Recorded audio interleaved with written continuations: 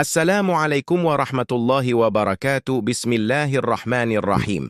आज आप सुनेंगे तंजीमी रैल की जानीब से किस्सुल अंबिया का पहला चैप्टर यानी हजरत आदम अलैहिस्सलाम का मुकम्मल किस्सा।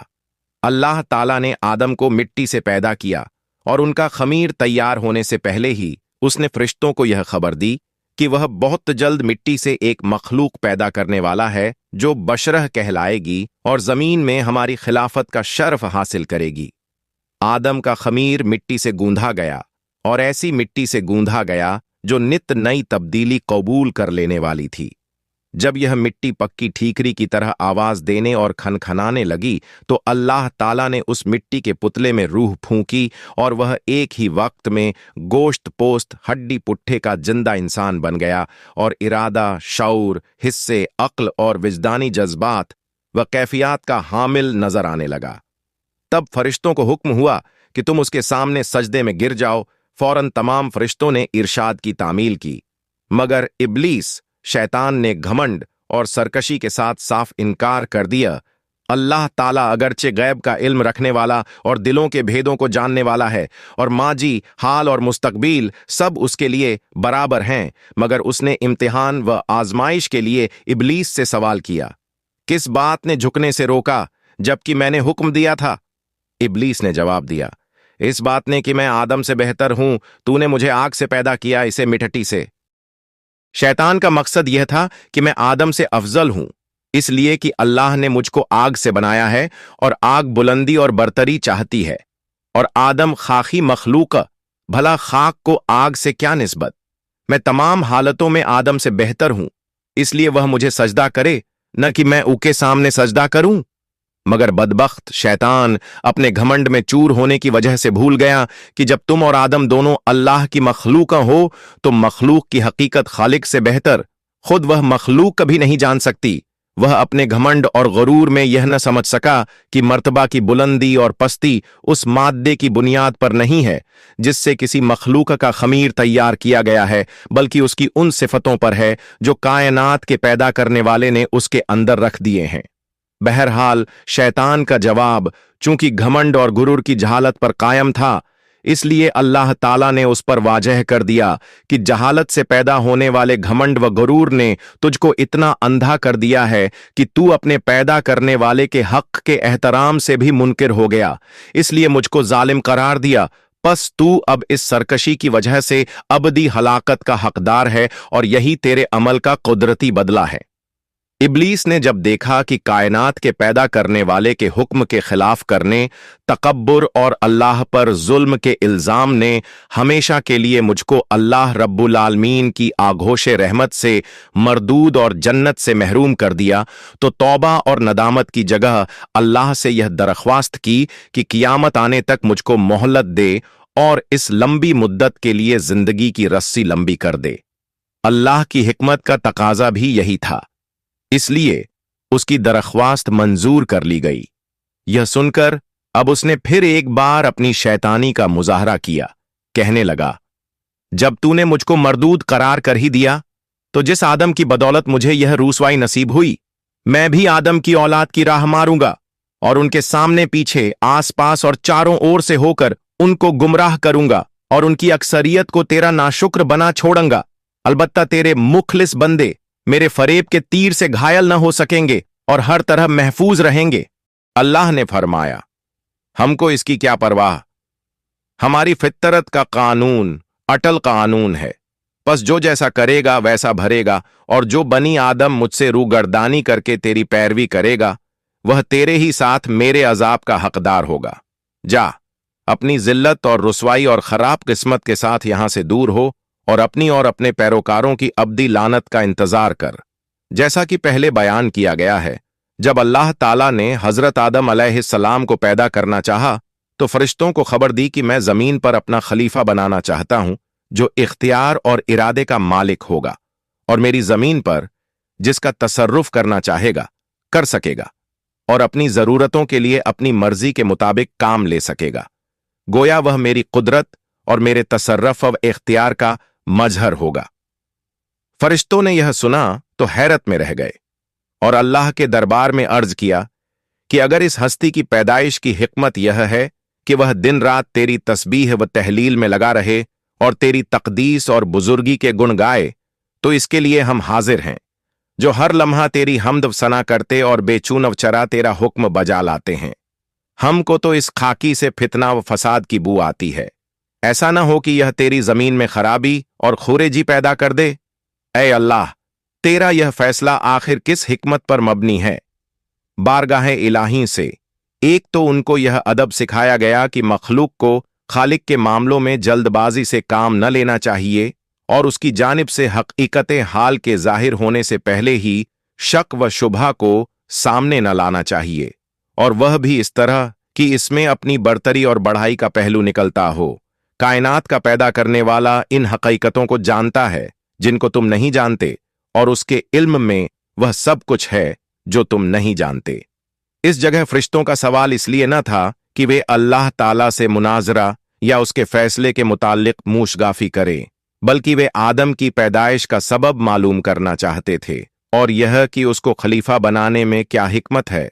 उनकी ख्वाहिश थी कि इस हिकमत का राज उन पर भी खुल जाए, इसलिए उनके तर्ज अदा और मकसद की ताबीर में कोताही पर तंबीह के बाद अल्लाह ताला ने यह पसंद फरमाया कि उनके इस सवाल का जवाब, जो जाहिर में हजरत आदम अलैहिस्सलाम की तहकीर पर मबनी है, अमल व फ़ैल के जरिए इस तरह दिया जाए कि उनको अपने आप आदमी की बरतरी और अल्लाह की हिकमत की बुलंदी और ऊंचाई को न सिर्फ मानना पड़े, बल्कि अपनी दरमांदगी और इज्ज का भी बदीही तौर पर मुशाहदा हो जाए। इसीलिए हजरत आदम को अपनी सबसे बड़ी मर्तबे वाली सिफत इल्म से नवाजा और उनको चीजों का इल्म अता फरमाया, और फिर फरिश्तों के सामने पेश करके इरशाद फरमाया कि तुम इन चीजों के बारे में क्या इल्म रखते हो।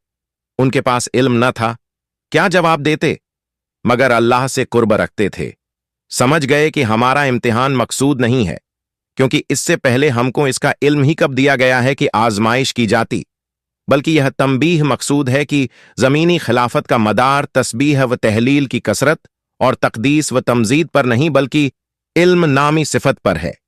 इसलिए कि इरादा, इख्तियार, कुदरत व तसर्रुफ और कुदरत का इख्तियार इल्म की जमीनी सिफत के बगैर नामुमकिन है। बस जबकि आदम को अल्लाह ताला ने अपने इल्म की सिफत का मजहर बनाया है, तो बेशक वही आर्जी खिलाफत का हकदार है।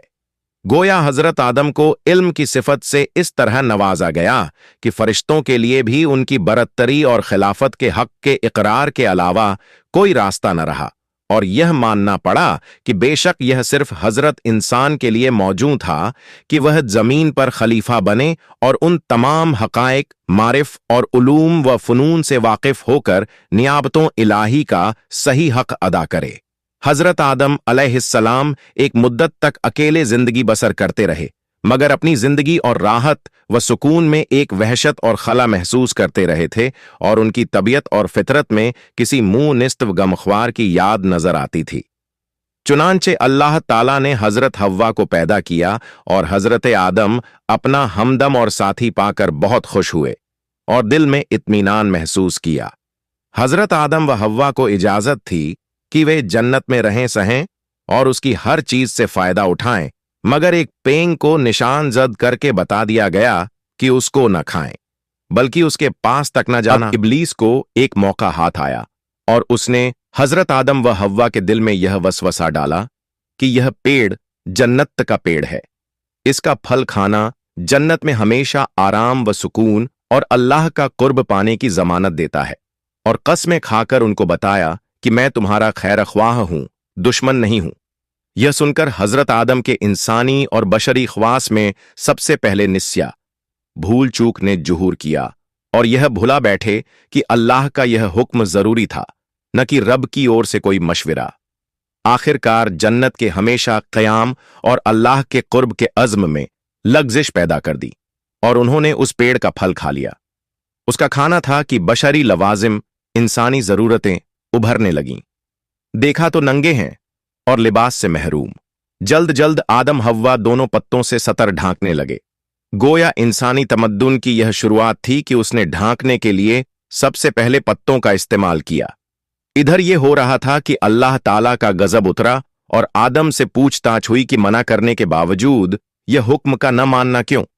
आदम आखिर आदम थे, अल्लाह के दरबार के मकबूल थे, इसलिए शैतान की तरह मुनाजरा नहीं किया और अपनी गलतियों को तावीलों के पर्दे में छुपाने की बेमतलब की कोशिश से बाज रहे। नदामत व शर्मसारी के साथ इकरार किया कि गलती जरूर हुई, लेकिन इसकी वजह सरकशी नहीं, बल्कि इंसान होने के नाते भूल चूक इसकी वजह है। फिर भी गलती है, इसलिए तौबा व इस्तिगफार करते हुए माफ कर दिए जाने की दरख्वास्त करता हूं। अल्लाह ताला ने उनके इस उज्र को कबूल फरमाया और मुआफ कर दिया, मगर वक़्त आ गया था कि हजरत आदम अलैहिस्सलाम अल्लाह की जमीन पर खिलाफत का हक अदा करें। इसलिए हिकमत के तकाजे के तौर पर साथ ही यह फैसला सुनाया कि तुमको और तुम्हारी औलाद को एक तय वक्त तक जमीन पर कयाम करना होगा और तुम्हारा दुश्मन इब्लीस अदावत के अपने तमाम सामान के साथ वहां मौजूद रहेगा और तुमको इस तरह मलकूती और तागुती दो टकराने वाली ताकतों के दरमियान जिंदगी बसर करनी होगी। इसके बावजूद अगर तुम और तुम्हारी औलाद मुखलिस और सच्चे बंदे और सच्चे नायब साबित हुए तो तुम्हारा असल वतन जन्नत हमेशा की तरह तुम्हारी मिल्कियत में दे दिया जाएगा। इसलिए तुम और हव्वा यहां से जाओ और मेरी जमीन पर बसो और अपनी मुकर्रर की हुई जिंदगी तक उबूदियत का हक अदा करते रहो। और इस तरह इंसानों के बाप और अल्लाह ताला के खलीफा आदम अलैहिस्सलाम ने जीवन साथी हजरत हव्वा के साथ अल्लाह की जमीन पर कदम रखा।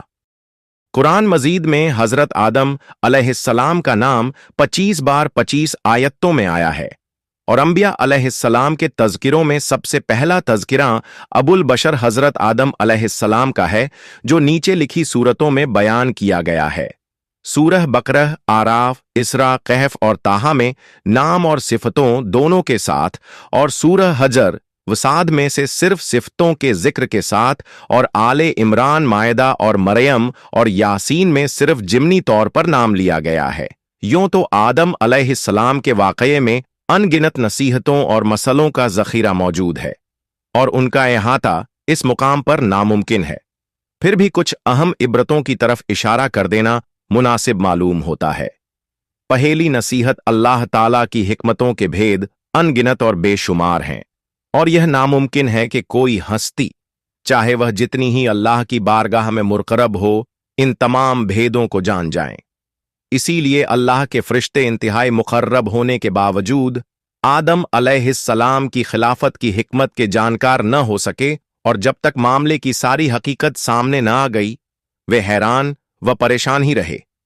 दूसरी नसीहत, अल्लाह ताला की इनायत व तवज्जोह अगर किसी मामूली चीज की ओर भी हो जाए तो यह बड़े से बड़े मर्तबा और जलीलुल कद्र मनसब पर पहुंच सकती हैं और शरफ व बुजुर्गी के ओहदे से नवाजी जा सकती है। खाक की एक मुट्ठी को देखिए और फिर अल्लाह ने बनाए हुए जमीन के खलीफा होने के मनसब पर नजर डालिए, और फिर उसके नुबुव्वत व रिसालत के मनसब पर नजर डालिए, मगर उसकी तवज्जोह का फैजान बख्त व इत्तिफाक की बदौलत या हिकमत के बगैर नहीं होता, बल्कि उस चीज की इस्तेदाद के मुनासिब बेनजीर हिकमतों और मसलहतों के निजाम से जुड़ा होता है। तीसरी नसीहत, इंसान को अगरचे हर किस्म का शरफ मिला और हर तरह की बुजुर्गी और बड़प्पन नसीब हुआ, फिर भी उसकी पैदाइशी और तबाही कमजोरियां अपनी जगह उसी तरह कायम रहीं और बशर और इंसान होने की वह कमजोरी अपनी जगह बाकी रही। असल में यही वह चीज थी जिसने हजरत आदम अलैहिस्सलाम पर इस बुजुर्गी और बड़े दर्जे के होते हुए ऐसी भूल लगा दी और वह इब्लीस के वसवसे में आ गए। चौथी नसीहत, खताकार होने के बावजूद अगर इंसान का दिल शर्म और तौबा की तरफ माइल हो तो उसके लिए रहमत का दरवाजा बंद नहीं है और उस बारगाह तक पहुंचने में नाउम्मीदी की अंधी घाटी नहीं पड़ती। अलबत्ता खुलूस व सदाकत शर्त है, और जिस तरह हजरत आदम अलैहिस्सलाम की भूल चूक की माफी उसी दामन से वाबस्ता है, उसी तरह उनकी तमाम नस्ल के लिए भी अफ़्व और दुनिया की रहमत का भारी भरकम दामन फैला हुआ है। हजरत हव्वा की पैदाइश किस तरह हुई, कुरान मजीद में इसके बारे में सिर्फ इतना ही जिक्र है, और उस नफ्स से इस जोड़े को पैदा किया। यह कुरानी नज़्म हव्वा की पैदाइश की तफसील नहीं बताती, इसलिए बातें हो सकती हैं। एक यह कि हव्वा हजरत आदम अलैहिस्सलाम की पसली से पैदा हुई हैं, जैसा कि मशहूर है और बाइबिल में भी इसी तरह जिक्र किया गया है। दूसरे यह कि अल्लाह ने इंसानी नस्ल को इस तरह पैदा किया कि मर्द के साथ उसी की जिन्स से एक दूसरी मखलूक भी बनाई जिसको औरत कहा जाता है और जो मर्द की जीवन साथी बनती है। जहां तक पहली बात का ताल्लुक है तो बुखारी और मुस्लिम की रिवायतों में भी जरूर आता है कि औरत पसली से पैदा हुई है। इसका मतलब मशहूर तहकीक करने वाले और पारखी अल्लामा कुर्तुबी ने यह बयान किया है कि असल में औरत की पैदाइश को पसली से तशबीह दी गई है, यानी उसका हाल पसली ही की तरह है। अगर इसकी टेढ़ को सीधा करना चाहोगे तो वह टूट जाएगी। तो जिस तरह पसली के तिरछरेपन के बावजूद उससे काम लिया जाता है और उसकी टेढ़ को दूर करने की कोशिश नहीं की जाती, उसी तरह औरतों के साथ नरमी और मुलायमत का मामला करना चाहिए, वरना सख्ती के बर्ताव से खुशगवारी की जगह ताल्लुक के बिखरने टूटने की शक्ल पैदा होगी। मुख्तसर यह कि ऊपर की आयत की तफसीर में तहकीक करने वालों की राय उस दूसरी तफसीर की ओर माइल है, जिसका हासिल यह है कि कुरान अजीज सिर्फ हव्वा की तख्लीक का जिक्र नहीं कर रहा है, बल्कि औरत की पैदाइश के बारे में यह हकीकत भी बताता कि वह भी मर्द ही की जिन्स से है और इसी तरह मखलूका हुई है। फरिश्ता, कुरान पाक और रसूलुल्लाह की हदीसों ने जो कुछ हमको बताया है उसका हासिल ये है कि हमको न फरिश्तों की तख्लीकी हकीकत बताई गई है और न वे हमको नजर आते हैं। अलबत्ता हमारे लिए यह यकीन व एतकाद जरूरी करार दिया गया है कि हम उनके वजूद को मान लें और उनको मुस्तकिल मखलूक जानें। जिन्न, इसी तरह जिन्न भी अल्लाह ताला की मुस्तकिल मखलूक हैं, जिनकी पैदाइश की हकीकत को हम पूरी तरह नहीं जानते और न आम इंसानी आबादी की तरह वे हमको नजर नहीं आते हैं। लेकिन कुरान हकीम ने जो तफसील इस मखलूक के बारे में बताई है वह हमारे लिए जरूरी करार देती है कि हम यह एतकाद और यकीन रखें कि वे भी इंसान की तरह मुस्तकिल मखलूका हैं और उसी की तरह शराअत पर चलने को मजबूर भी। इनमें पैदा करने और बढ़ने का भी सिलसिला है और इनमें नेक और बद भी हैं। इब्लीस या शैतान, कुरान मजीद की आयतों से मालूम होता है कि शैतान भी जिन्न ही की नस्ल से है और इब्लीस शैतान ने अल्लाह के सामने खुद यह माना कि इसकी तख्लीक आग से हुई है।